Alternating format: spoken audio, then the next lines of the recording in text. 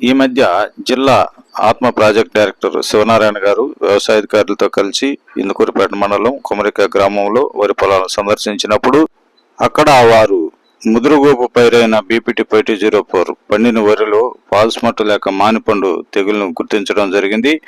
దాని నివారణ పద్ధతుల గురించి ఏడీఏ ఇందుకూరుపేట వారు వివరిస్తున్నారు.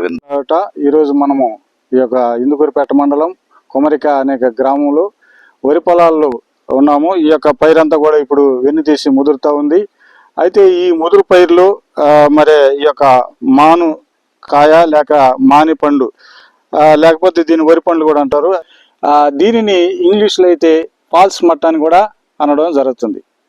మరి స్వాతికి అనే రైతు ఈయన ఒక పొలంలో ఈరోజు ఈ యొక్క పరిశీలించినప్పుడు ఈ యొక్క మానికాయలు అన్ని కూడా మనకు గుర్తించడం జరిగింది. కాబట్టి ఇది ఏ విధంగా వస్తుంది, కాబట్టి దీని నివారణ పద్ధతులు అనేటివి మనం ఏ విధంగా చూసినప్పుడు ఇది సాధారణంగా కంకి మరి పుష్పించే దశలో మరి ఈ యొక్క పూత దశలో ఉన్నప్పుడు ఈ శిలీంధ్రము దీన్ని ఆశిస్తుంది.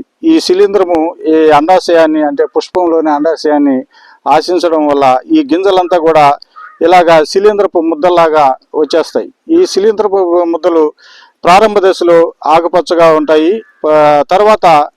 తర్వాత స్టేజ్లో ఇవి పసుపు వర్ణంలోకి మారిపోతాయి. ఒక్కొక్కసారి ఈ గింజలన్నీ కూడా తెగులు తీవ్రత ఎక్కువైనప్పుడు ఈ గింజలన్నీ కూడా మరి శిలీంధ్రపు ముద్దలుగా మారిపోయి ఎక్కువ నష్టం జరిగేదానికి అవకాశం ఉంటుంది. కారణాలు ఏమిటి అని మనం పరిశీలించినప్పుడు సాధారణంగా ఈ పొలం చుట్టూ గట్ల చుట్టూ కలుపు మొక్కలు ఉంటాయి, దాని ద్వారా రావచ్చు. లేకపోతే ఈ యొక్క వన్య మొక్కలు అంటారు. వన్య మొక్కలు అంటే ఈ యొక్క వైల్డ్ అంటే అడవి జాతికి సంబంధించిన మొక్కలు కూడా అటువంటి ఉన్నప్పుడు కూడా వచ్చేదానికి వాటి నుంచి కూడా వచ్చేదానికి అవకాశం ఉంటుంది. అదేవిధంగా ఇది ఒక పొలం నుంచి ఒక పొలంకి మరి గాలి ద్వారా కూడా ఈ యొక్క శిలీంధ్రము వ్యాపించేదానికి అవకాశం ఉంటుంది.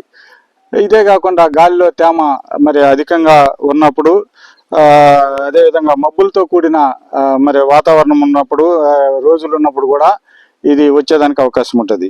కాబట్టి దీన్ని ఏ విధంగా మనం నివారించుకోవాలంటే ముందుగానే మనము ఈ యొక్క విత్తన శుద్ధి అనేది తప్పనిసరిగా కార్బనిజంతో కానీ లేకపోతే ఈ యొక్క సూడోమోనాస్తో కూడా మనం చేసుకోవచ్చు.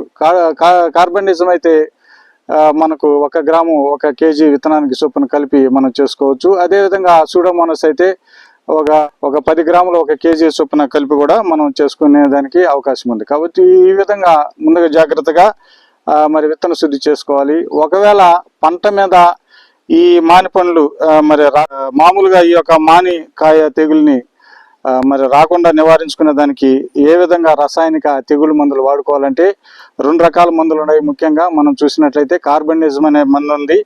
అది 1 గ్రాము 1 లీటర్ నీటి చొప్పున కానీ లేకపోతే ప్రాపికొనజోలు లేకపోతే దీన్ని టిల్ట్ అని కూడా అంటారు. దీన్ని 1 మిల్లీలీటర్ 1 లీటర్ నీటి చొప్పున కానీ సుమారు 200 లీటర్ల మందు ద్రావణాన్ని మనము 1 ఎకరాకి పిచికారీ చేసుకున్నట్లయితే దీన్ని నివారించుకోవచ్చు. అయితే ఇది ఎప్పుడు నివారించుకోవాలనేది మనం చూసినట్లయితే మామూలుగా ఈ కంకి ఎప్పుడైతే బయటకు వస్తుందో వచ్చే దశలో ఈ ఫ్లవరింగ్ అనేది అంటే పుష్పాలు ఎప్పుడైతే వస్తుంటాయో అటువంటిప్పుడు మనం ఈ మందులు కూడా ముందుగానే మనం స్ప్రే చేసుకున్నట్లయితే ఈ గింజలు గట్టిపడే లోపల మనం ఈ మందులు పిచికారీ చేసుకోవాలి. కాబట్టి అప్పుడు చేసుకుంటేనే ఆ పుష్పాలు పుష్పించే సమయంలో చేసుకుంటేనే దీన్ని మనం నివారించుకునే దానికి అవకాశం.